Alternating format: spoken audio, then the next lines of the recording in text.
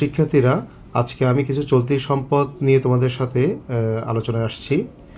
কারণ অনেকেরই এই চলতি সম্পদগুলো চিহ্নিত করতে একটু সমস্যা হয়।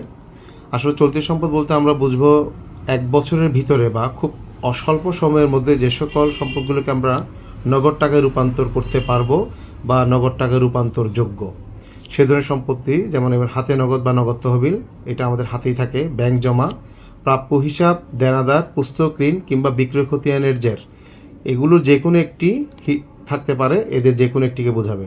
প্রাপ্য বিল বা যে কোনো প্রাপ্য নোট, মজুদ পণ্য, খুচরা নগদান, অব্যবহৃত মণিহারি বা সমাপনী মণিহারি, সাপ্লাইস, ভ্যাট চলতি হিসাবে ডেবিট উদ্বৃত্ত, বিক্রয়যোগ্য সিকিউরিটিস, সকল প্রকার অগ্রিম খরচ যেমন অগ্রিম বেতন, ভাড়া, বিমা, মজুরি, সকল প্রকার বকেয়া আয়সমূহ, যে কোনো বকেয়া আয় যেমন বকেয়া বিনিয়োগের সুদ, বকেয়া উপভাড়া, বকেয়া ঋণের সুদ বা বকেয়া শিক্ষানবিশ সালামি, এবং স্বল্প মেয়াদী বিনিয়োগ। এক্ষেত্রে লক্ষ্য রাখতে হবে যে বিনিয়োগের আগে সাধারণত পার্সেন্টেজ থাকবে না, যেমন 10% বিনিয়োগ বা 5% বিনিয়োগ। সকলকে ধন্যবাদ।